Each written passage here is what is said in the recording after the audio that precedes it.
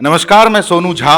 वैसे तो मैं राजनीतिक रणनीतिकार हूं, लेकिन आज मेरा सौभाग्य है कि मैं जन अधिकार पार्टी के बहुत पुराने और पप्पू यादव जी के बहुत मजबूत सहयोगी, जन अधिकार पार्टी के राष्ट्रीय उपाध्यक्ष सह पप्पू ब्रिगेड के प्रदेश अध्यक्ष, बिहार प्रदेश अध्यक्ष राजू दानवीर जी आज सत्यम न्यूज के स्टूडियो में हैं और मुझे इनका साक्षात्कार करने का सौभाग्य मिला है। आइए स्वागत करते हैं राजू दानवीर जी का।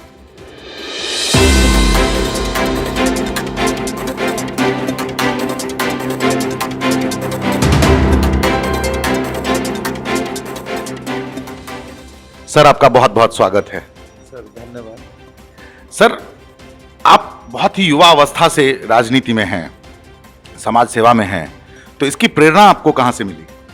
सर प्रेरणा पता नहीं कहाँ से मिला, लेकिन जब मैं छोटा था ना, उस समय से ही सेवा भाव में था। और जब मैं देखा आदरणीय पप्पू यादव जी का गरीबों के मसीहा के रूप में हर जगह गरीबों की सेवा करते हुए, तो मुझे रहा नहीं गया और मैं इनके फीलिंग के साथ जुड़ गया।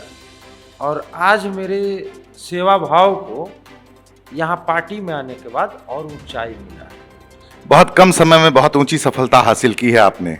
कैसा लग रहा है इस मुकाम पर पहुंचकर? ये आपका बड़प्पन है।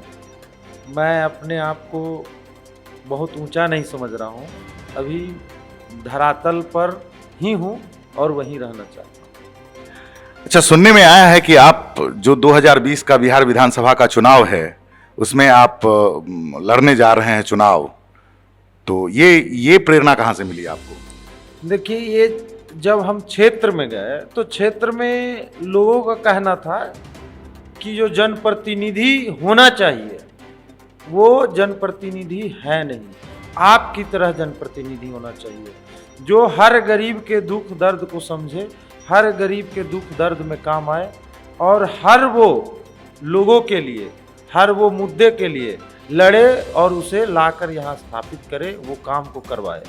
वो आप जैसा नेता चाहिए। लोगों का जो हुजूम रहा, इसके कारण मुझे प्रत्याशी रूप में वहाँ घोषित कर दिया गया है, लेकिन आधिकारिक रूप में अभी पार्टी का घोषणा होना बाकी है। ये तो आपके लिए बहुत बड़ा अचीवमेंट है कि आपको जनता ने प्रत्याशी घोषित कर दिया है। अब मेरा ये सवाल है कि आप किन मुद्दों को लेकर आप और आपकी पार्टी बिहार विधानसभा चुनाव में उतरेगी?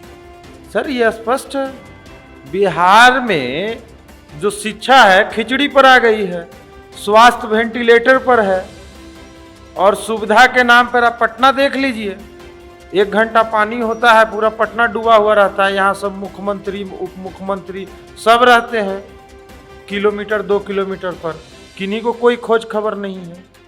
सुरक्षा के नाम पर देख लीजिए, बिहार में हर जगह मर्डर है, रेप है। आदमी आखिर करे तो करे क्या करे, तो किन्हीं को तो चेंज करना होगा ना। तो वही है जन अधिकार पार्टी। जन अधिकार पार्टी इस बिहार के निर्माण में अहम भूमिका निभाएगी और खोया हुआ गौरव जन अधिकार पार्टी वापस ला कर देगी बिहार में। चलिए, बहुत बहुत धन्यवाद। लेकिन इसके साथ ही आपने बाढ़ का जिक्र किया, आपने बहुत सारे मुद्दों की बात की।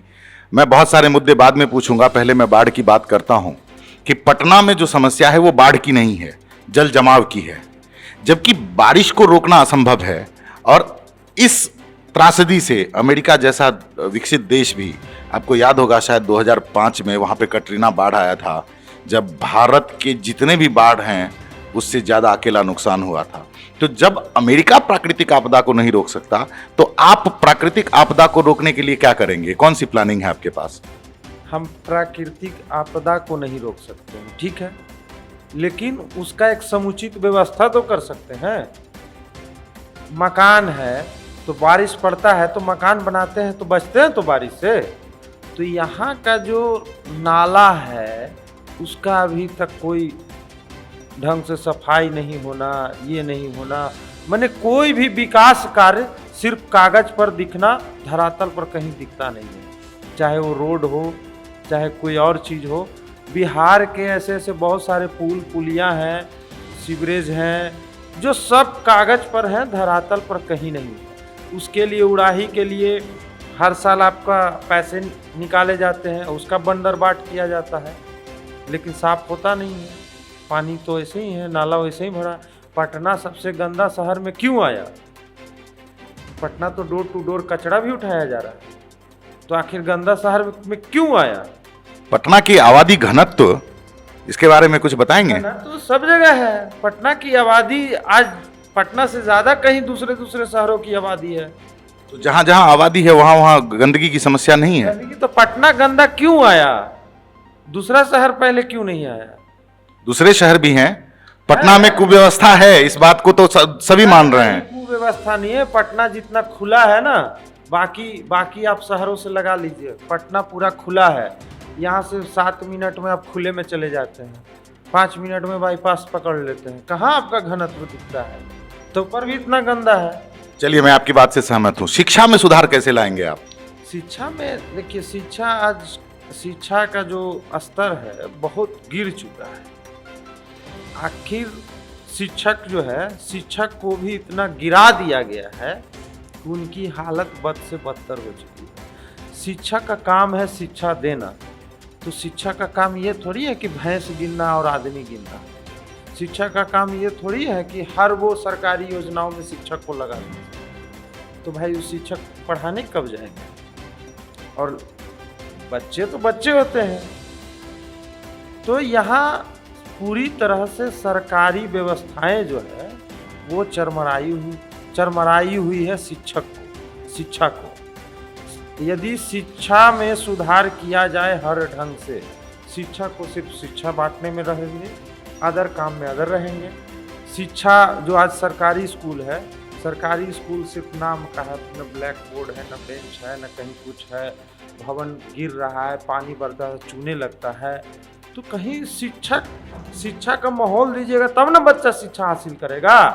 शिक्षा का कोई माहौल ही नहीं है। जाइए तो खिचड़ी खा के घरे चले आइए।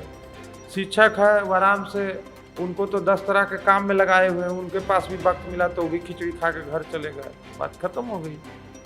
2 दिन पहले सुशील मोदी ने अपनी पीठ खुद थपथपाई है कि बिहार में 15 सालों के 2005 के बाद से शिक्षा के स्तर में सुधार हुआ है। इसके बारे में क्या कहेंगे? देखिए, शिक्षा का स्तर और गिर गया है, सुधार नहीं हुआ। यदि सुधार होता तो बिहार से छात्र पलायन क्यों करते? आज यहाँ से सालाना 20,000 करोड़ का इकोनॉमी दूसरे स्टेट में जाता है, वो बिहार ही में क्यों नहीं रहता? क्यों नहीं यहाँ पर जो छात्र कोटा में जाते हैं, दिल्ली जाते हैं, पूना पढ़ने जाते हैं, तो 15 साल में यदि सुधार होता तो वो छात्र को यहीं पढ़ना चाहिए था, बाहर नहीं पढ़ना चाहिए था। ये सब ढकोसला है। चुनाव में कुछ इससे फायदा हो जाए, हमको नहीं उम्मीद है कि ये सब बोलने से कुछ फायदा होगा। उद्योग के बारे में, रोजगार के बारे में क्या नीतियां हैं आपकी? रोजगार के बारे में हमारा साफ नीति है कि हर जिले में इंडस्ट्री होगी। आज 38% इंडस्ट्री पटना में है, बाकी कई जिला तो शून्य के बराबर है। तो आखिर क्यों नहीं है सब जिले में? तो सब जिले के जो लोग हैं वो पलायन करेंगे ही करेंगे। आप वहीं पर सारा इंडस्ट्री को, दूर दूर का जो बाहर से इंडस्ट्री आ रहा है वो बिहार में बैठाइएगा, जिला बाई जिला विकास होगा जो ना अच्छा है। तो सिर्फ पटना में ही 38% इंडस्ट्री है, अब बाकी जिले गायब हैं, कई जिले में तो है ही नहीं, न के बराबर है। तो वो स्थिति में तो पलायन का मुद्दा रहेगा ही रहेगा, रोजगार का मुद्दा रहेगा ही रहेगा। बिहार एक ऐसा स्टेट है जहां पर अगर सड़क चौड़ीकरण के लिए भूमि अधिग्रहण करना पड़े तो 10-10 साल प्रोजेक्ट लटके रह जाते हैं। ऐसी स्थिति में नए उद्योगों को आप भूमि आवंटन कहां से करेंगे? सर, हर जगह का ये सवाल है, बिहार का सवाल नहीं है। मैं बिहार के सभी 38 जिलों की बात कह रहा हूं, जिन जिलों में नहीं है। अभी कुछ दिनों पहले बिहार औद्योगिक संगठन जो है, संघ जो है, उनके प्रमुख ने ये चीज कहा है। कई उद्योगपति यहाँ आने को इंटरेस्टेड हैं। लगभग 4000 उद्योगों ने बिहार में अपने आप को रजिस्टर किया है, मगर उनको यहाँ पे अनुकूल माहौल नहीं मिल रहा है, और वो अनुकूल माहौल है जमीन नहीं मिलना। इसके बारे में क्या कहेंगे? देखिए, इसमें कहीं ना कहीं सरकार की गलत नीतियों के वजह से इंडस्ट्री यहाँ नहीं लग पाती। सरकार को चाहिए ना कि वो सिंगल विंडो सिस्टम करें। सिंगल विंडो सिस्टम है, नहीं है ना। सिंगल विंडो सिस्टम बिहार में है, मगर यहाँ पे जो अधिकारी उसको चला रहे हैं उनके रवैये उदासीन है, जिससे इंडस्ट्री खफा है।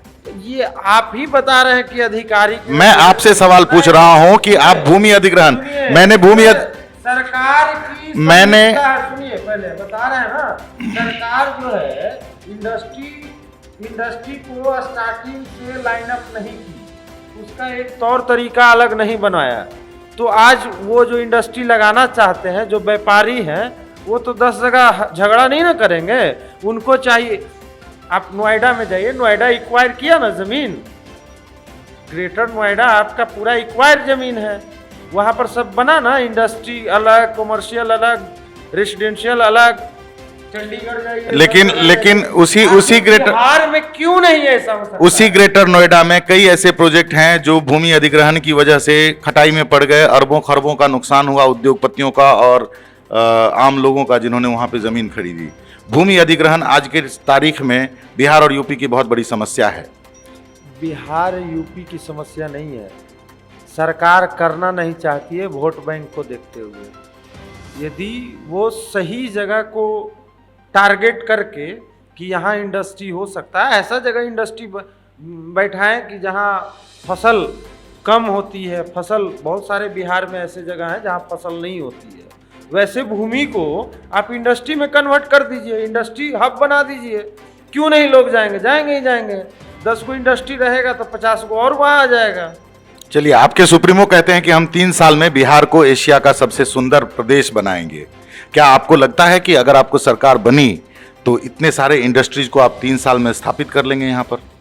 इतना तो जान लीजिए कि जो करने वाले व्यक्ति रहेंगे ना, वो करके दिखा देंगे, और उसी में हमारे आदरणीय पप्पू यादव जी सिर्फ कागज पर नहीं, वो जो बोलते हैं ना, वो करके दिखाते हैं। जब वो मंत्री या विधायक नहीं है तो उन्होंने बिहार को बचा लिया, बिहार को हर मुसीबत से बचाने का वो काम कर रहे हैं। जब वो रहेंगे तो क्या हो जाएगा वो तो भगवान ही देखेंगे। चलिए, आप हिलसा से चुनाव लड़ना चाहते हैं, अब हिलसा की बात करते हैं। हिलसा की क्षेत्रीय समस्याएं क्या हैं, कुछ बताएंगे? देखिए सर, हिलसा में बहुत तरह की क्षेत्रीय समस्याएं हैं। हिलसा जैसे 20 साल 25 साल पहले जाम से जूझ रही थी, आज भी हिलसा वैसे ही जूझ रही है। हिलसा में कोई विकास का काम नहीं हुआ है। हिलसा में आपको करीब 1.5 किलोमीटर का बाजार है, आपको क्रॉस करने में आधा से पौन घंटा लग जाएगा, पूरा जाम रहता है। रीजन इतना दिन से आपको वहाँ के लोग सम्मान दे रहे थे, अभी तक हिलसा को पीछे छोड़े हुए हैं। यहाँ तो हमारे जो बिहार के मुखिया हैं वो अपने घर के दरवाजे चमकाने में लगे हुए हैं, बाकी क्षेत्र को तो छोड़ ही दिए हैं। एक सुलभ शौचालय का व्यवस्था नहीं है बाजार में, एक पार्क जो होना चाहिए परिवार को घूमने के लिए, बड़ी आबादी है हिलसा, वो नहीं है। हिलसा एक अनुमंडल है, वहाँ सब तरह का सुविधा होना चाहिए था, कहीं कुछ नहीं दिखता है। छात्रों की समस्या है, एक आवासीय माने छात्रावास नहीं है वहाँ पर लड़के लड़कियों के लिए, वहाँ जबकि हर गली मोहल्ले में जाइएगा तो सिर्फ स्टूडेंट ही मिलेंगे। एक मिनी स्टेडियम का होना चाहिए था कि ताकि छात्रों को वहाँ खेल मिले। वहाँ पर देखिए कि लड़कियों में इतना उत्साह है कि वो वॉलीबॉल खेलती है, हॉकी खेलती है, फुटबॉल खेलती है, क्रिकेट खेलती है। तो इस तरह से किसी तरह का हिलसा का विकास नहीं किया गया, हिलसा को बहुत पीछे छोड़ दिया गया। किसानों की समस्या है, हर गांव में ट्रांसफार्मर है लेकिन वो कृषि सिंचाई के लिए उपयोग नहीं है, नहर की व्यवस्था होनी चाहिए थी। ये सब सारे माने बहुत पीछे है सर हिलसा में बहुत काम करना है। हिलसा है आपका डियामा होल्ट का समस्या है। डियामा होल्ट जो है वो पहले स्टेशन ही था, उसे किसी राजनीतिक साजिश के तहत ये होल्ट कर दिया गया। अभी वो सैकड़ों गांव की समस्या है, सैकड़ों गांव को ट्रेन चढ़ने के लिए या तो हिलसा जाना पड़ता है या दनियामा जाना पड़ता है, वो स्टेशन होना चाहिए था। बहुत सारे ऐसे मुद्दे हैं, थरथरी में है, डिग्री कॉलेज नहीं, वहाँ के लोग हैं जो कहीं और डिग्री लेने, ये सब मने क्या हम बताएं, इतने मुद्दे हैं और वहाँ के लोग सरकार से इतना गुस्से में है, इतना आक्रोश में है सरकार से कि इस बार हिलसा विधानसभा एक नया इतिहास लिखने जा रही है और एक परिवर्तन करने जा रही है। ये तो आप कह रहे हैं। मैं भी हिलसा बाजार गया हूं। वहां पे जो मुझे समस्या लगी है वो अतिक्रमण की समस्या लगी है। लोगों ने सरकारी जमीन पे सड़क के किनारे अपना अपना दुकान बांध लिया है। आप इससे कैसे मुक्त कराएंगे? सर, अतिक्रमण उसका एक सही तरीका होगा ना। जो फुटपाती हैं तो वो तो रहेंगे ही रहेंगे, वो जिएगा। जब सरकार हटाने जाती है, पुलिस हटाने जाती है, तो आप जैसे समाज सेवक ही आकर विरोध करने लगते हैं, आंदोलन करने लगते हैं।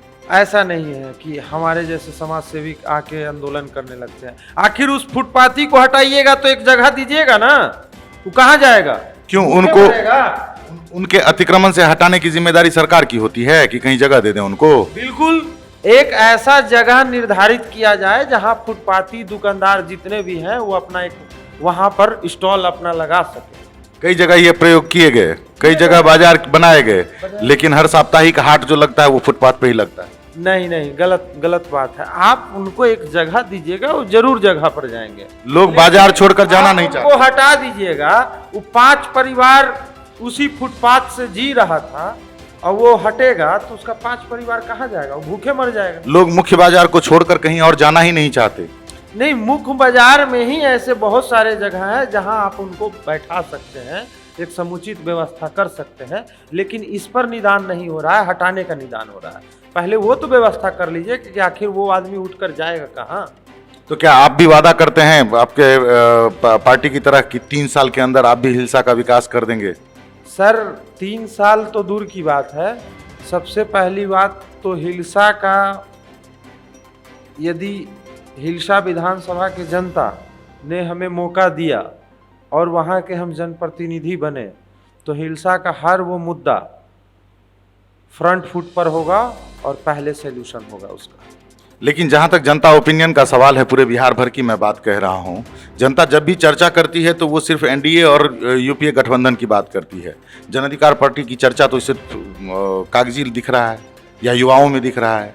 देखिए, ये जो है ना, ये मीडिया वालों सिर्फ पूछते ही हैं एनडीए और गठबंधन, तो बोलेंगे ही एनडीए गठबंधन, लेकिन उसी मुख्यधारा में ही आप जाइएगा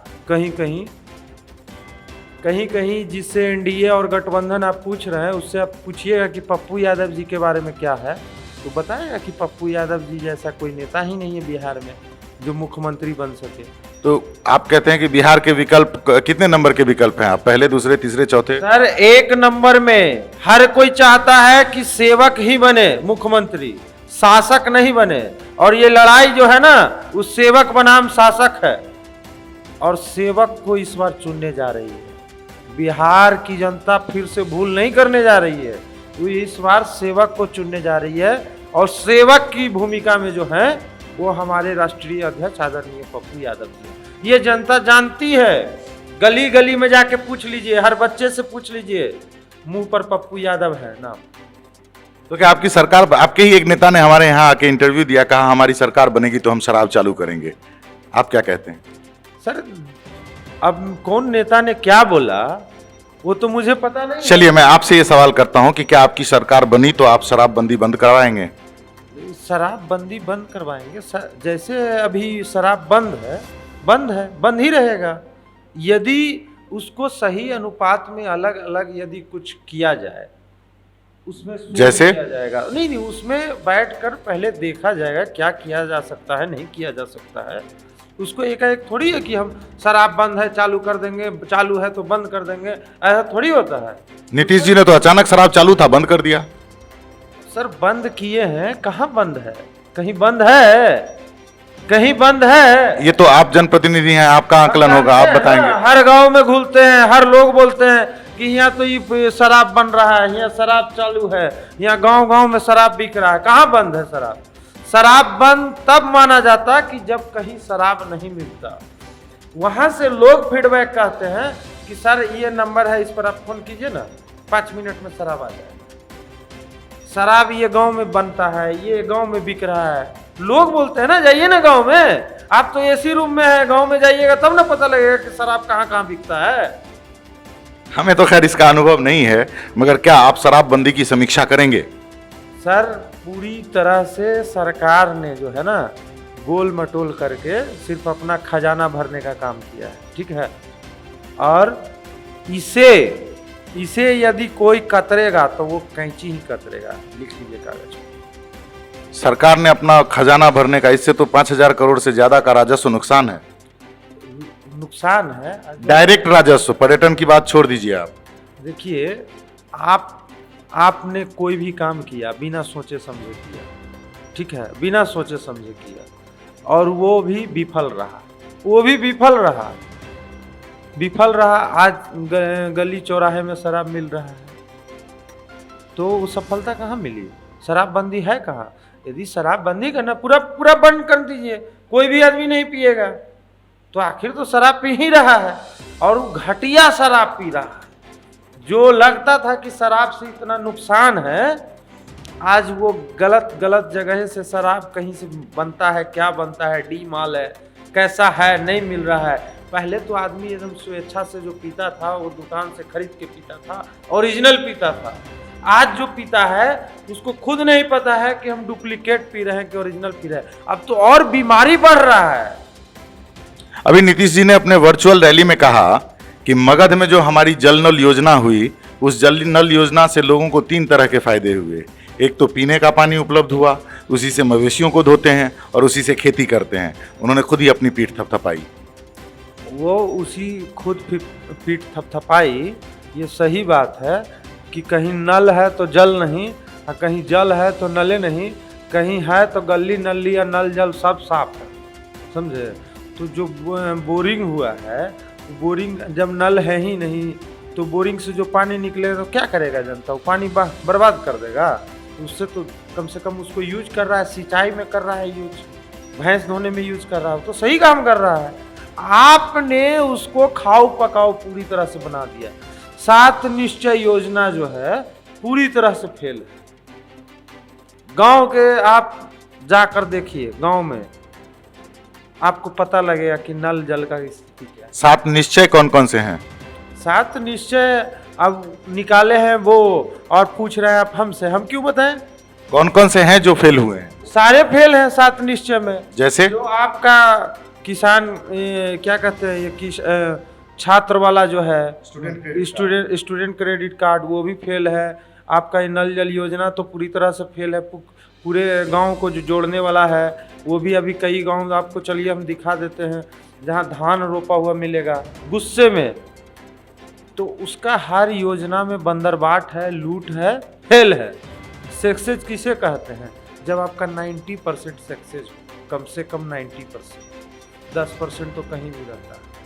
आप जाइएगा तो 10% मिलेगा, 90% हवा में मिलेगा। बिहार का जो ग्रोथ है वो 11% के हिसाब से बढ़ रहा है। बढ़ रहा है कैसे?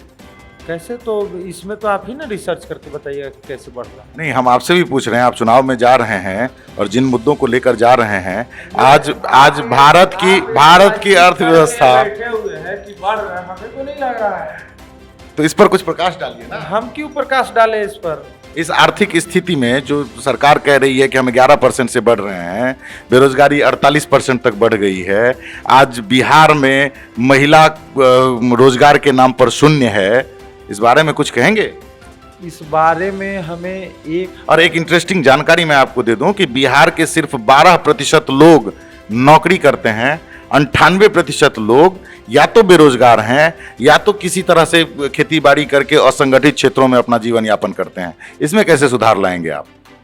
देखिए, पहली बात तो रोजगार वाला आपने पहले ही पूछा, हमने कहा यहाँ कुछ है नहीं, तो यदि बढ़ेगा तो निश्चित है कि लोग उसमें इन्वॉल्व होंगे। इतनी सरकारी रोजगार कहाँ से लाएंगे आप?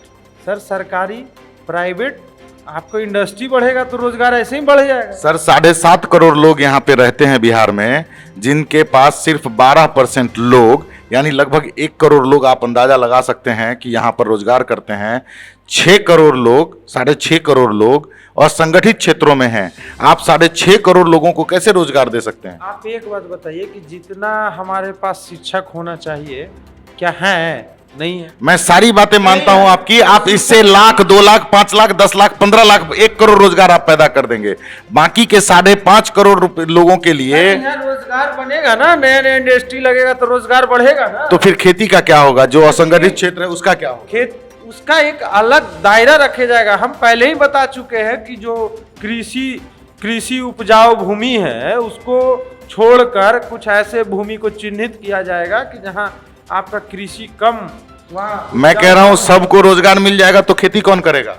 खेती भी तो एक रोजगार है। तो मैं उसी रोजगार पर पूछ रहा हूं।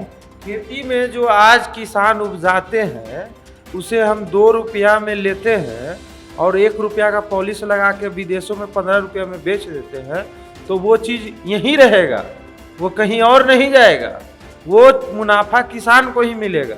तो किसान बढ़ेगा कि नहीं बढ़ेगा? तो अभी जो कृषि सुधार विधेयक लाया है प्रधानमंत्री जी ने, वो बिल का हम लोग विरोध कर रहे हैं। उसके लिए हम लोगों ने हर जिला मुख्यालय पर प्रदर्शन भी किया है, पुतला भी फूका है। पूरे बिहार में हमारे कार्यकर्ता एक्टिव हैं और हमारा संगठन जितना मजबूत है किसी पार्टी का नहीं मजबूत। चलिए, मैं सत्यम न्यूज की तरफ से और मैं अपने व्यक्तिगत तरफ से कोरोना काल में आपके किए गए प्रयासों और सहायता के लिए आपको बहुत बहुत बधाई देता हूं। तो ये थे हमारे साथ जन अधिकार पार्टी के राष्ट्रीय उपाध्यक्ष सह पप्पू ब्रिगेड के प्रदेश अध्यक्ष राजू दानवीर जी। इन्होंने बड़ी बेबाकी से आपके सामने अपनी बात रखी। इनका स्टूडियो में आने के लिए बहुत बहुत धन्यवाद। आप जुड़े रहें सत्यम न्यूज के साथ। सत्यम न्यूज ऐसे ही बड़े बड़े जनप्रतिनिधियों को अपने स्टूडियो में बुलाती रहेगी और आपसे रूबरू करवाती रहेगी। मैं सोनू झा, कैमरामैन रविंद्र के साथ, सत्यम न्यूज, पटना।